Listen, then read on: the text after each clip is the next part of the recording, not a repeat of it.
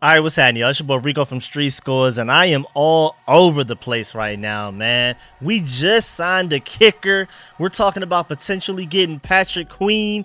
As I'm working on this video, suddenly we sign a guard. I still got to record the Dorrance Armstrong breakdown. So, man, make sure y'all just stay with me, stay patient with me. We got to start with this kicker stuff first. So the Washington Commanders have signed kicker Brandon McManus, and there's a connection there between him and Adam Peters back with their days with the Broncos when they won Super Bowl 50 together. We're going to take a look at his stats. Is he an upgrade over Joey Slye? Let's dive into it. Also, the Washington Commanders are still somehow predicted to be one of the two teams that will end up landing Ravens linebacker Patrick Queen.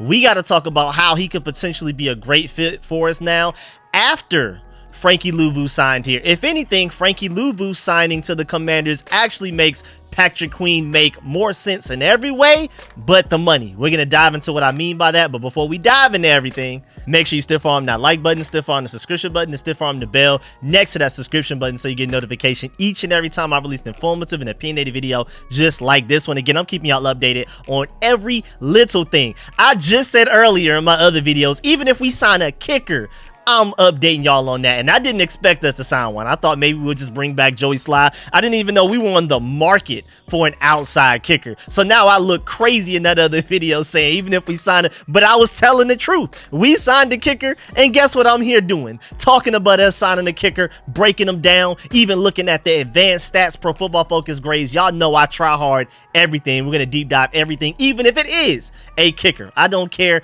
This is what we're here for. This is your one-stop shop for everything. Commanders, stay tuned because I'm keeping y'all updated on everything, even if it's just a rumor, even if it isn't necessarily us signing somebody. If we're interested in somebody, if we're linked to somebody, like we're going to talk about later in this video with Patrick Queen, I'm discussing that as well. So stay tuned. And without further ado, let's go ahead and get it, man. Let's get it.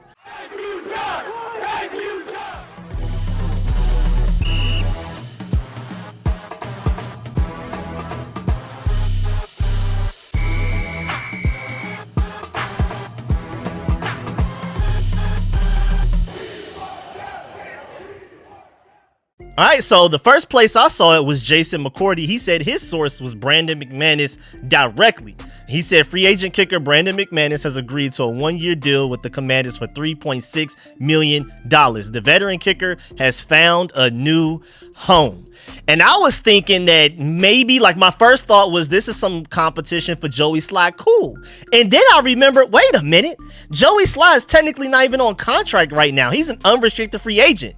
Plus, paying one kicker $3.6 million does not sound like you're bringing in another kicker, even if it's Joey Slye, who was here last year, to eat up even more cap space for just kicker alone to eat up potentially like $5 million worth of cap space. That doesn't make much sense. If we bring in more competition, which I wouldn't be surprised if we do bring in more competition, it will probably be like a super cheap veteran minimum type of guy or a really young guy that they try to take a look at. But at this point today, I'm assuming that Brandon McManus is a safe bet to be our starting kicker starting week 1 and going all the way through this season through the end of his contract, and maybe we re-sign him. We'll see. But it looks like Larry Izzo got his kicker. Remember, he is now our special teams coordinator. We hired him over from the Seattle Seahawks, and even though I do like Joey Slye, and I'm gonna miss Joey Slye, we're gonna talk about that a little bit later, I am happy that Adam Peters is allowing Larry Izzo to basically pick his own guy, because that's what it looks like. The Seahawks have been top 6 in special teams the past 4 years in a row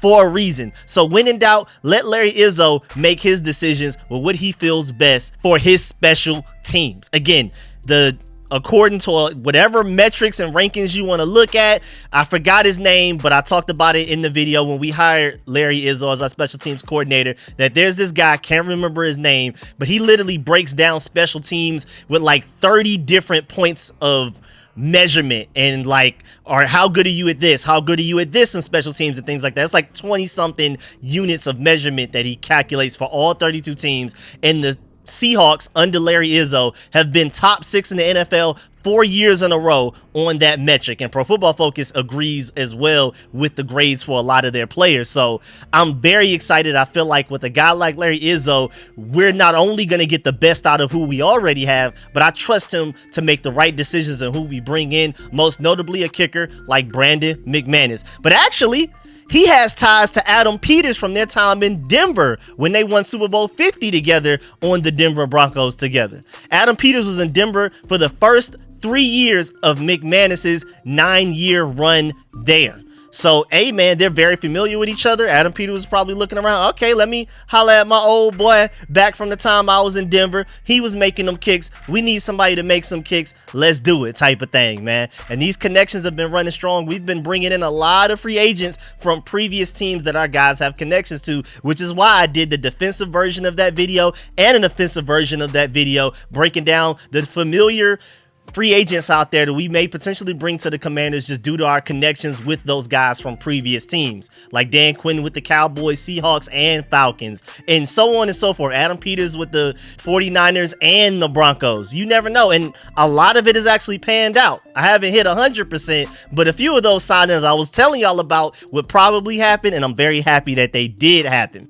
But I don't want to assume that there will be literally no competition, but I just doubt it will be Joey Slye, and I also highly doubt that it's going to be anybody that started elsewhere unless they're willing to come here and take a ridiculously cheap contract to compete. Otherwise, it looks like Brandon McManus is our guy. And according to Pro Football Focus in 2023, he had a 73.3 field goal grade and an 80.0 kickoff grade, which isn't bad. I mean, field goal wise, he was rated better than Joey Slye, but kickoff wise, nobody was rated better than Joey Slye. Joey Slye actually has the highest kickoff grade out of any kicker in the NFL last season. So maybe we'll lose a little bit when it comes to kickoffs, and we're going to dive into the stats really soon about how maybe when it comes to 50-yarders plus, we may have downgraded a little bit there as well. So 50-plus yarder field goals and kickoffs, maybe that's a slight concern. But when it comes to the shorter field goals, anything 49 and below, McManus is definitely the better answer. If you want to go for the layups, if you want to go with the more consistent guy, Brandon McManus is your guy. Last year with the Jaguars, he was tied for 30th with an 81.1 field goal percentage. Not the best, but we'll dive into that. He was 100% from extra point range. Anytime it was an extra point that needed to be made, he never missed one. He went 35 of 35 on those. Again, Adam Peters, it seems like he just wants to mitigate any potential errors. Let's just decrease the amount of potential mess ups we could have on this team. We already are bringing in potentially a rookie quarterback. Let's raise the floor everywhere we can as possible, because that rookie quarterback may be a little volatile with his play. He may be a little unpredictable. Maybe one day he's great. Maybe one day he's bad. Maybe one drive he's great. The next drive he's bad. So let's at least be very dependable with a lot of other position groups, including a kicker who contributes points to your team. Speaking of points, he had 125 points for the Jaguars last year, which was ranked 11th out of the entire NFL. And his longest field goal last year was 56 yards, tied for 13th in the NFL last year. To do a deeper dive, when we're talking about overall field goals, how he ended up with an 81.1 field goal percentage, which isn't great overall, because he made 30 of his 37 field goals. When it came to 1 through 19, he never even attempted one. So that tells you more about the Jaguars offense than anything else. And hopefully we can do the same thing here. Hopefully once we get to within 20 yards, we're scoring touchdowns. But also 20 through 29, never missed, 4 of 4. 30 through 39, never missed, 10 of 10. And then 40 through 49, 11 to 13, not bad. But then it's those 50-plus yarders where he's 50%. 5 of 10. So it's kind of like flip a coin when the range is 50 yards or more. And with those stats, it literally sounds like we need Joey Slye. Like in a perfect world, it would be beautiful if we could have Brandon McManus make all of the more automatic shorter kicks, and then whenever we need a 50-plus yarder, we bring in a Joey Slye. That would actually be a perfect combination right there for kickers. But man, I highly doubt that happens. That's just living in dreamland. But man, Joey Slye, if you're watching this, please just come back for an extremely cheap contract, because I promise you, you could have a role here if they were willing to give it to you. Because he was 3 of 5 on 50-plus yarders. And remember, he made a 61-yarder. Let's not forget about that. But with them choosing Brandon over Joey, it looks like, again, like I spoke on earlier, they're choosing consistency over potential. Joey Slye, if you can convince him to become consistent, he could be one of the best kickers in the NFL. Again, he had the highest kickoff rating.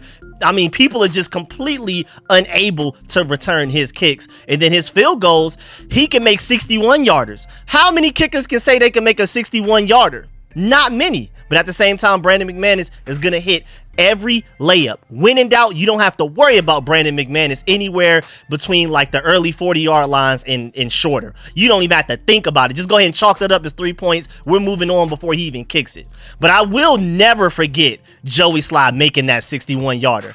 And even though Brandon is more consistent, I bet money that Brandon couldn't make that 61-yarder to save his life. And I know I'm glass half full, so I'm always going to try to be as optimistic about a signing as possible. And I'm very high on McManus, but I'm not about to allow people to disrespect Joey Slye. But at the same time, man, this McManus guy is different. And I agree with Burgundy Blog here.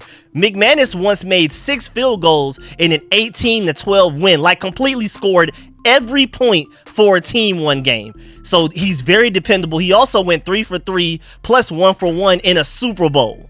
Like whenever you need him most, he's going to make those kicks, and I love it. My boy Mason Kinahan feels like he was the second best kicker on the market, and the only person probably above him would have been Nick Folk, and we're not even sure if Nick Folk is considering retirement right now or not. So outside of Nick Folk, you can argue Brandon McManus was the best kicker available out of all free agency, and for us to snag him, even though it is a kicker, that's big time. We're snagging top players at different positions. You can argue that Frankie Luvu was the best, at worst, second best linebacker available in free agency. You can argue that Tyler Biadasz was the second best center in free agency. We got him. So I'm loving what we're doing right now. Shouts out to John Com, because I agree with this breakdown as well. McManus has the edge on Joey Slye in a couple of areas.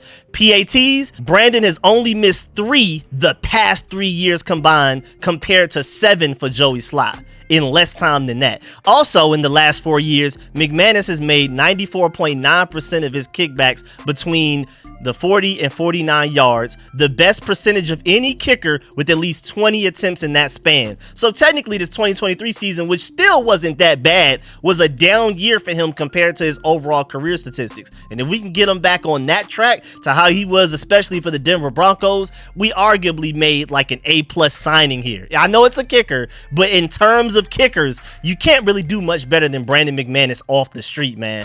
Brandon McManus was only an 81.1% field goal kicker last year, which is below average. However, he was tied for the 4th most attempts from 50 plus. Those are statistically less the likely to go in. Shouts out to We Want Dallas for providing this information. But he was also 25 of 27, 92.6% from anything 49 yards and in. So he was exemplary there. As long as it's not a 50-yarder, if it's 49 and less, you can depend on him to make it. And then literally, like I said earlier, low 40s and less is literally 100%. We could just go ahead and chalk it up as 3 points as soon as he steps on the field.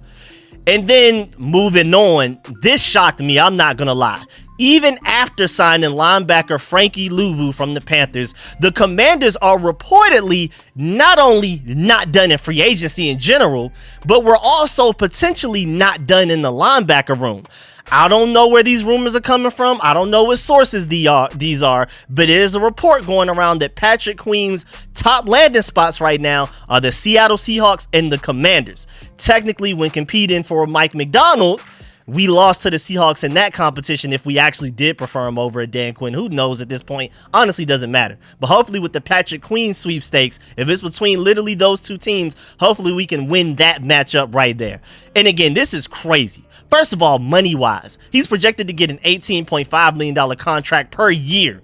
If we're bringing him here, it's not for that much at all. Frankie Luvu is the better linebacker, and he's making way less than that. So Patrick Queen, if you're willing to come to the Commanders, you're coming here to ball out and then basically potentially ball out towards getting that next contract and then maybe hitting that top linebacker money then. But if you're coming here, there's no way we're giving you top linebacker money. It would be nice to have Patrick Queen. I'm about to break down soon why a Patrick Queen could be a huge addition for us in free agency, even after getting Frankie Luvu already. But man, we don't have the money to just... I know we had the most cap space entering the legal tampering period, but we've already signed, now including the guard from the Chiefs that I'm about to do a video on immediately after this one. We've made like 6-7 signings already, man, and we still have more holes to fill. So I really want to make sure we have some money to the side just in case Tyron Smith wants to join us. So I would love to get Patrick Queen, but I'm just letting you know now, it's gonna have to be for way less than that projected from Spot Track, $18.5 million per year, dog. It would have to be way less than that. I'm predicting it will be somewhere around Frankie Luvu, maybe even less than his. And his is nowhere near almost $19 million a year. So on top of how expensive he is, I'm not exactly sure where he fits, but when you really actually sit down and think about it, he actually could fit what we're doing very well. Like, Jamin Davis is moving into more of like a Micah Parsons role, so he'll be rushing the passer more than like stopping the run, or he'll be in coverage. Of course, he's gonna do a mix of all three, but just expect his pass rush attempts to go up way more than the previous 4 seasons he's been in the NFL. Then Frankie luvu is like literally your Mike linebacker, but he'll be in coverage and going after the quarterback as well. So if anything, we need another run stuff option, in my opinion, or at least a guy that's really good to elite in coverage. Here comes Patrick Queen. With his 73.1 overall grade, the highest part of any of his grades is his coverage with a 74.8, because his pass rush is a 70.1, and his run defense is not bad. It's still pretty good with a 64.8, but again, the part of his grading system from Pro Football Focus that is literally the highest by a noticeable margin is his coverage skills. And again, for reasons I've already explained, that could fit very well. Again, Jamin Davis, imagine him basically like a Micah Parsons that maybe rushes the passer a little bit less, but he's definitely going to be closer to a Micah Parsons than the Jamin Davis we've been seeing in previous years, where they've been trying to force him into a Mike linebacker role, a true run stuffer. Then imagine Frankie luvu going after the quarterback and stopping the run and occasionally being in coverage, because he's really good at that as well. And then you would have Patrick Queen as your elite coverage guy, the guy that's literally erasing running backs and tight ends out of a play. That could be an elite linebacker core right there. That could actually be very scary. But going back to the coverage skills, when it comes to his coverage grade of a 74.4, Pro Football Focus feels like that was better than Quan Alexander, better than a Jeremiah Owusu-Koramoah last year, better than Fasade Olakun from the Jaguars, who we wanted a couple of years ago to come here as a free agent, better than Jordan Hicks, better than Zach Cunningham, better than our own Frankie luvu, better than Levante David, better than Drew Tranquil, and also better than, most notably, Cody Barton, and way better than a David Mayo, and also even better than Khalid Hudson, who had a 61.8 coverage grade, and I like some flashes I saw from him last year. Patrick Queen would come in and be amazing at that. So Jamin Davis going after the quarterback, Frankie stopping any run up the middle, and then Patrick Queen locking up running backs and tight ends. That would be arguably one of the best linebacker cores in the NFL. But again, can we afford them? I mean, but going back, man, I was worried about signing Patrick Queen as our best linebacker in free agency, because he was only good, you can argue, the years that both Roquan Smith was playing next to him and Mike Macdonald was his defensive coordinator. All of those guys arrived with the Ravens to play and help Patrick Queen in 2022. Any year before that, he was not very good. So I was questioning, is he even able to be successful independent of those two guys? But if there were any situation where he could be separate from those two guys and succeed, it would be Dan Quinn and Joe Witt Jr. as our coaches, and then Frankie luvu basically as this Roquan Smith that will be able to hide him from having to do the things that he hates to do. Like, basically, just like how Roquan Smith did the dirty work for Patrick Queen and allow him to be great in coverage and things like that, that's the same thing Frankie luvu could potentially do for him. Do all of the dirty work and allow Patrick Queen to do what he does best and ball out at that. So again, at the end of the day, it really just depends on the money he's asking for, man. Because again, $18.5 million a year, man, we ain't got it. I'm sorry, Patrick Queen. We want you real bad, but we ain't got it, man. So I don't know if this rumor is true. I don't know how much merit this holds. And there's a report that the Commanders are not done, and they're still talking to a lot of potential free agents and still trying to go with even more signing in this free agency class. I mean, it's only day one. Can we calm down? I'm trying to catch up on video. Still haven't even done Dorrance Armstrong, but as a fan, I love it. Keep going. Keep signing all the people you want to get. And especially if you can go get a Patrick Queen for cheaper than what people expect, that will be an A+ signing. So, hey, man, Adam Peters, Commanders, all of y'all guys, make it done. Somehow convince him to take a pay cut relative to what he could potentially get for another team, maybe like the Seattle Seahawks and stuff like that. And, man, we're cooking. But it sounds like with us potentially as favorites, us and the Seahawks as favorites to land him, it sounds like he's more likely to leave the Ravens than to return to the Ravens. So, especially with Mike Macdonald gone. So maybe he'll follow Mike Macdonald to the Seahawks.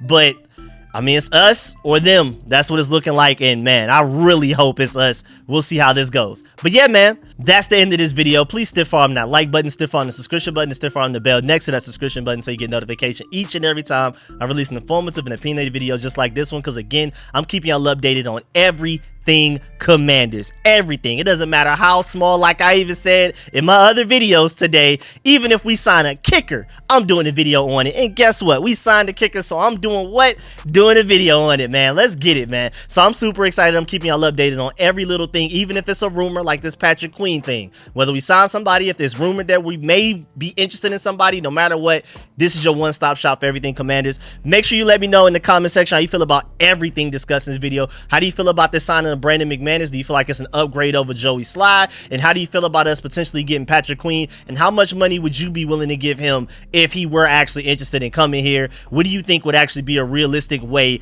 to sign him to a certain contract with numbers to be able to land that guy? I know it's nowhere near 18.5 million though. I'll tell you that right now. But yeah, man, I appreciate y'all. I'm working on the guard video next. Then I still got to double all the way back to the first signing we made, Dorrance Armstrong, and get that out to y'all because I have stats for him that are pretty cool that y'all are going to be like, oh man, this is a better signing than I thought. Trust me, just wait a second. I'm going to convince y'all that this Dorrance Armstrong signing is probably, arguably, one of our highest ceiling signings. So stay tuned for that and the guard that we just signed from the Chiefs. That's on the way soon. I'm going to catch y'all later. Appreciate y'all. I'm out.